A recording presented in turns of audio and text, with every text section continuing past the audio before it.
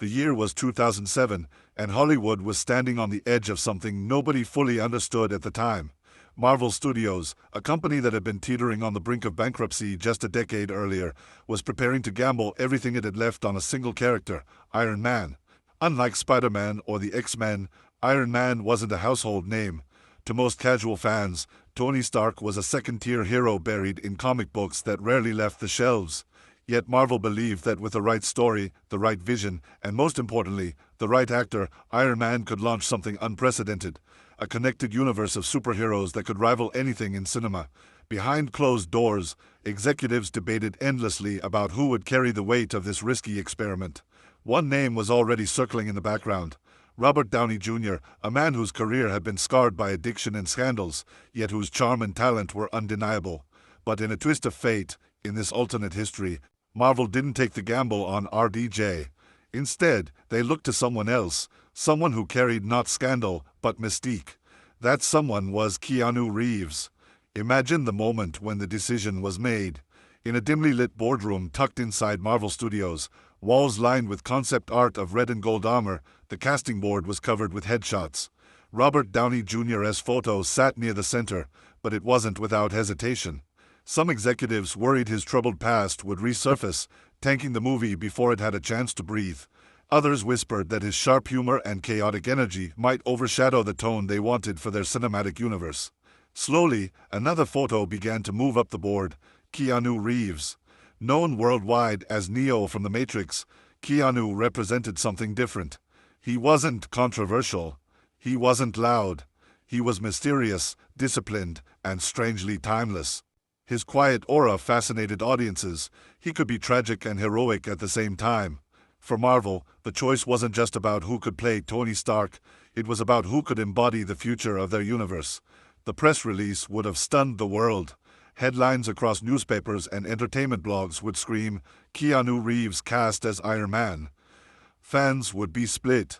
Some would cheer, remembering his groundbreaking work as Neo, seeing him as the perfect futuristic genius in an iron suit. Others would scoff, doubting whether Keanu's soft-spoken presence could capture the brash arrogance of Tony Stark. Debates would rage on early internet forums, with some imagining a darker, more stoic Tony Stark, while others feared that Marvel was dooming itself before it even began. Keanu himself, known for avoiding the spotlight, would likely have given a humble, almost reluctant statement, "It's an honor to be considered. I hope I can do justice to the character." Unlike Robert Downey Jr., who openly embraced the chance at redemption, Keanu's approach would have been quieter, almost monk-like, a man stepping into a role not for personal resurrection, but because destiny seemed to place it in his path. Behind the scenes, directors and writers would have begun reshaping Tony Stark's personality to fit Keanu's style. Gone would be the snarky one-liners, the quick-witted sarcasm, the razor-sharp banter that Robert Downey Jr. was famous for. Instead, Keanu's Tony Stark would have been written as a haunted genius, a man who speaks less but feels more.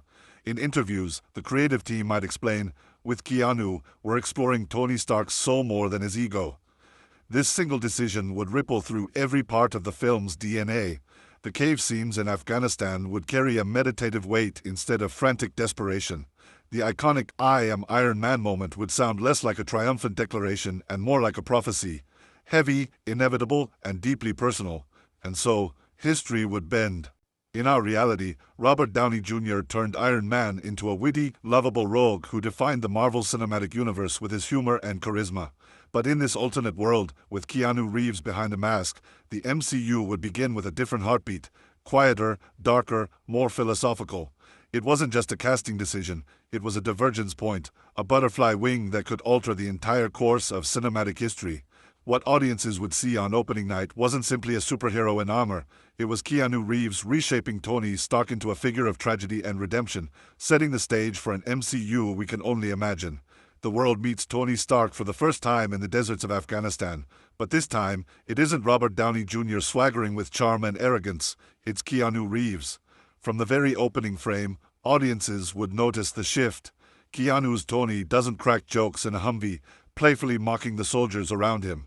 Instead, he sits quietly, his eyes distant, almost melancholy, staring out at the desert horizon as if he's seeing something far beyond it. The camera lingers on his face, capturing the weight in his gaze. A man haunted not only by war profiteering but by the silence of his own conscience. When the convoy is attacked, there is no witty quip, no sarcastic defiance. Instead, there is shock, a quiet horror, and then acceptance. This is the first ripple. The playboy billionaire is not painted as a lovable rogue, but as a solemn genius on the edge of awakening. In the caves of captivity, this transformation deepens. Where Downey Stark was brash, temperamental, barking orders at Ensign, Keanu Stark would be still, measured, almost monk-like in his determination. He doesn't rant about wasted time. Instead, he listens, internalizing every word Ensign shares. Their conversations take on a spiritual weight. Ensign tells him about his family, about the fleeting nature of life, and Keanu delivers his responses with quiet grief, as if each sentence cuts into him.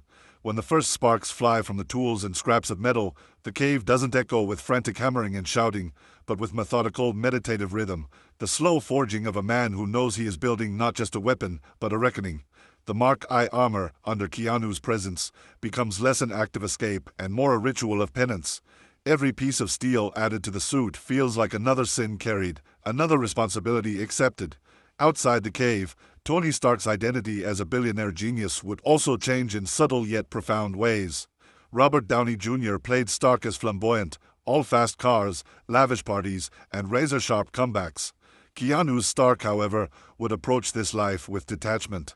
The luxury remains, the wealth remains, but Keanu's Tony moves through it as if he's walking through a dream, disconnected, uneasy. He's not thrilled by excess, he's burdened by it.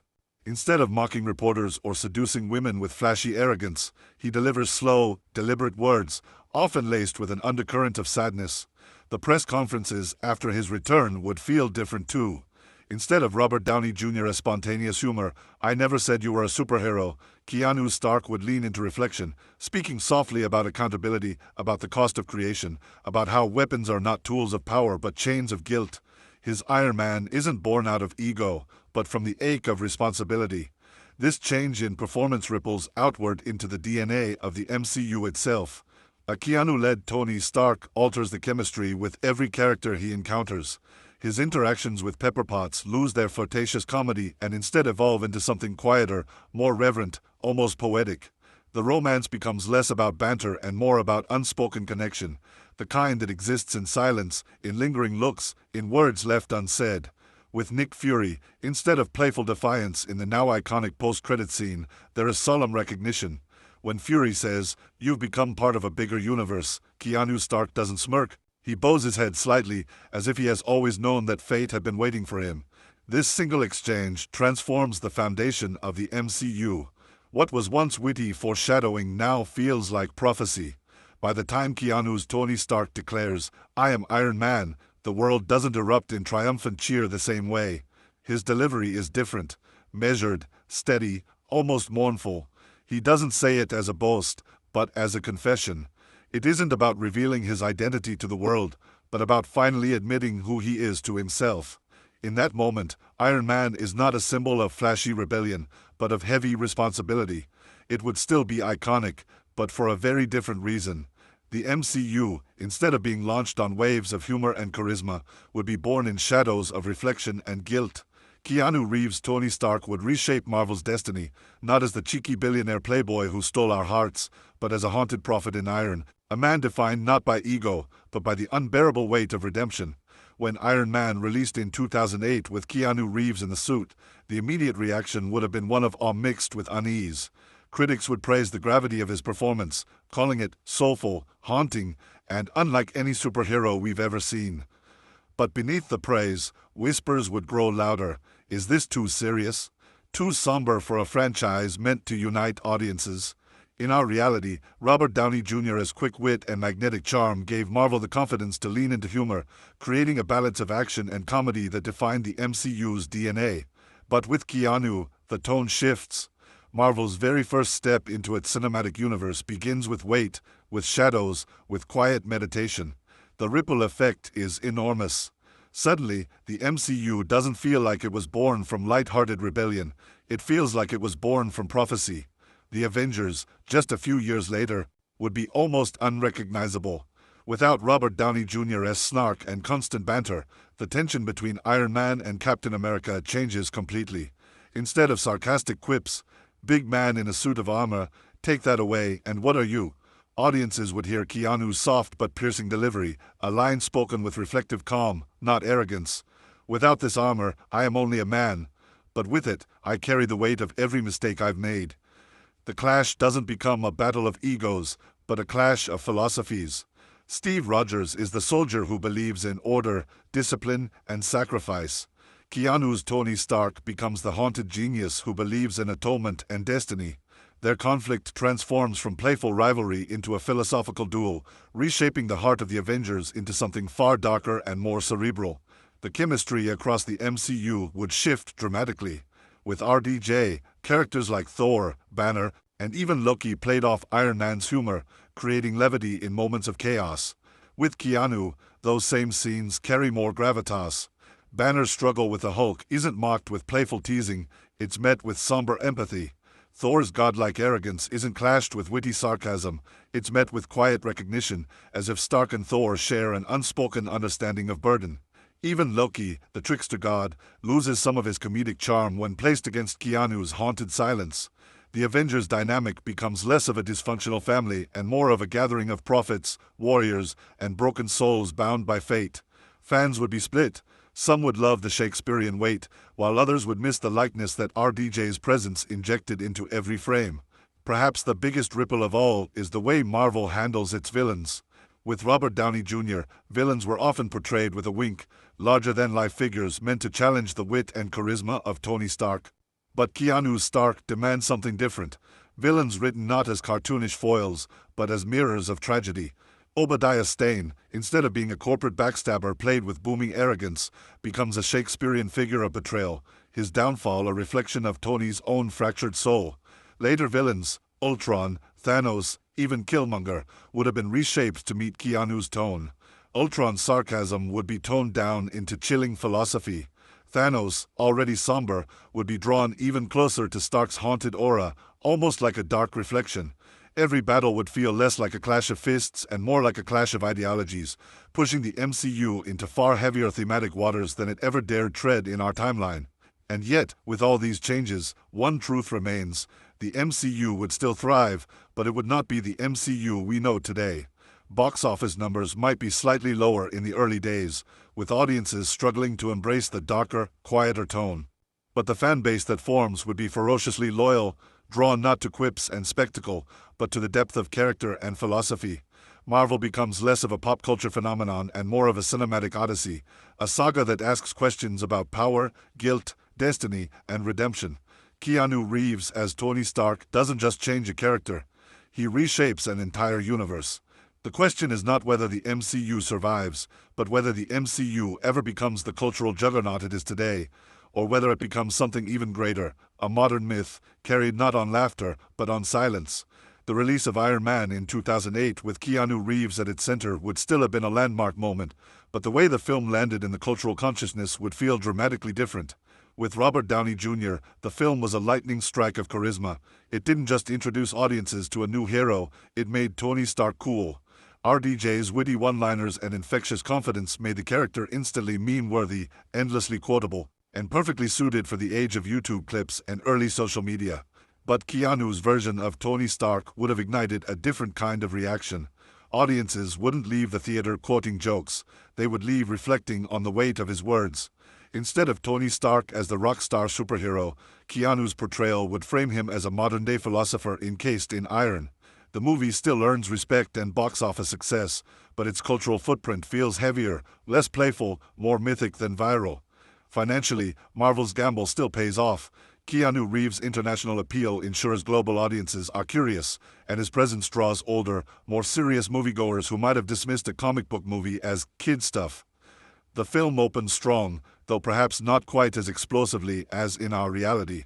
Critics rave about the gravitas of the story, calling it a superhero film with a soul, while some audiences feel alienated, yearning for the lighter tone that would have made the ride more fun.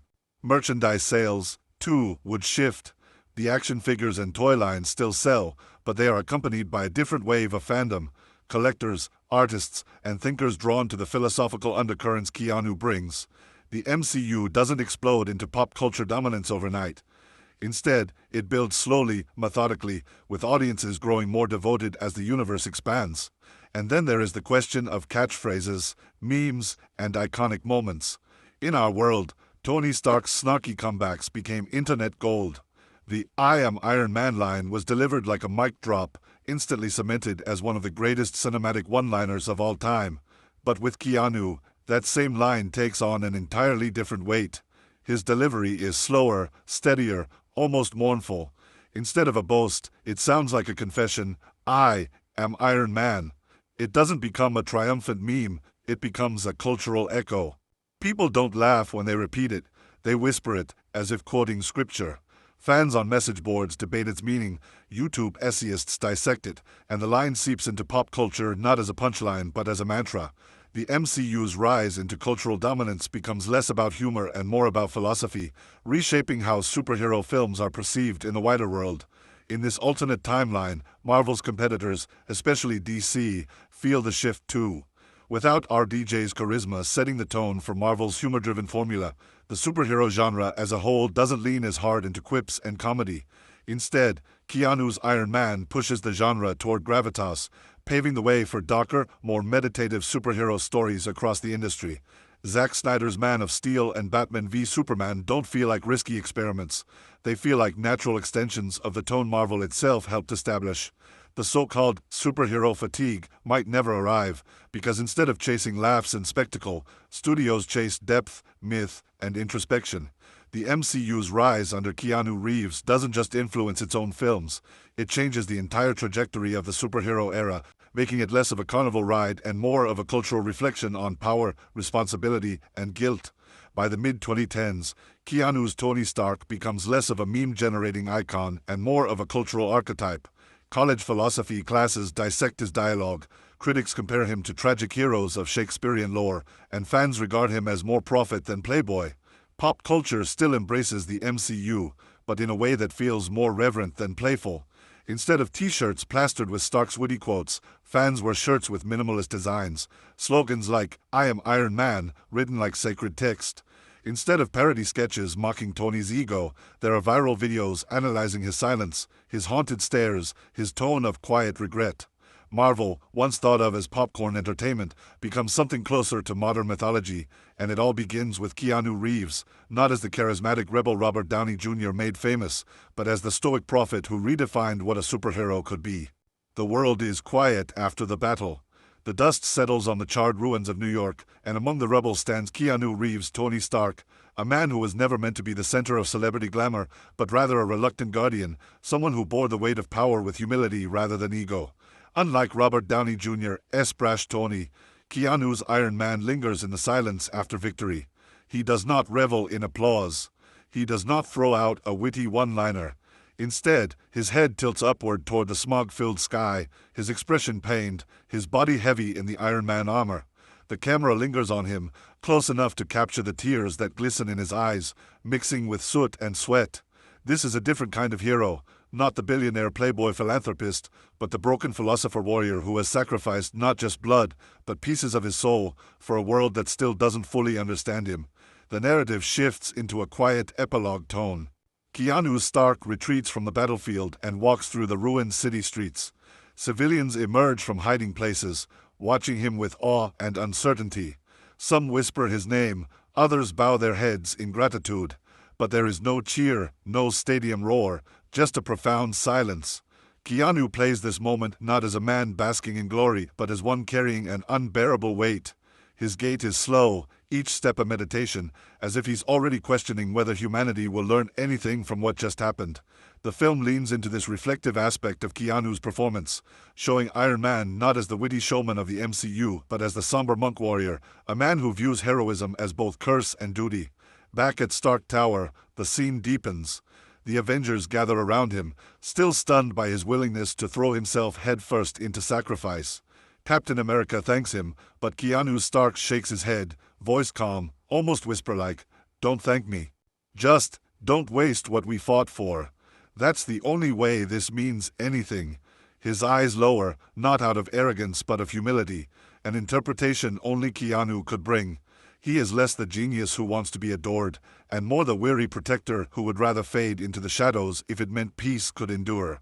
The dialogue is sparse but weighted, every pause longer than expected, every word cutting deeper than any explosion. His version of Tony Stark is not about proving himself, it's about surrendering to the inevitability of sacrifice. The closing montage solidifies this Iron Knight legacy. We see children wearing hand-drawn Iron Man masks, pretending to fly in ruined neighborhoods. A little girl holds up a newspaper showing Keanu's Stark mid-battle, whispering to her mother, "He looks sad, Mama. But he's still our hero." The camera then cuts to Keanu in his workshop, stripped of the armor, hands shaking as he welds a new arc reactor. His eyes flicker with pain, but also resolve. Unlike Downey Stark, who revels in his wit and tech mastery, Keanu Stark appears more like a lone monk, building in silence, preparing for the inevitable next storm. There's a haunting undertone. This man will never truly rest, because his sense of responsibility will never let him. The final scene is quiet but unforgettable. The camera pans across the city skyline at dusk, Iron Man's silhouette standing against the fading light. Keanu Reeves' voice delivers a closing narration, soft but heavy with meaning. The world doesn't need a hero who shines. It needs one who endures. As long as there's darkness, I'll carry the weight. Not because I want to, because I have to. The screen cuts to black, not with fireworks, not with triumph, but with a heavy silence that forces the audience to reflect. This is the legacy of Keanu Reeves as Iron Man, not the flamboyant genius playboy, but the Iron Knight, a somber, selfless, tragic protector. The credits roll, leaving viewers with a lump in their throat, imagining an MCU forever changed by the weight of Keanu's quiet strength.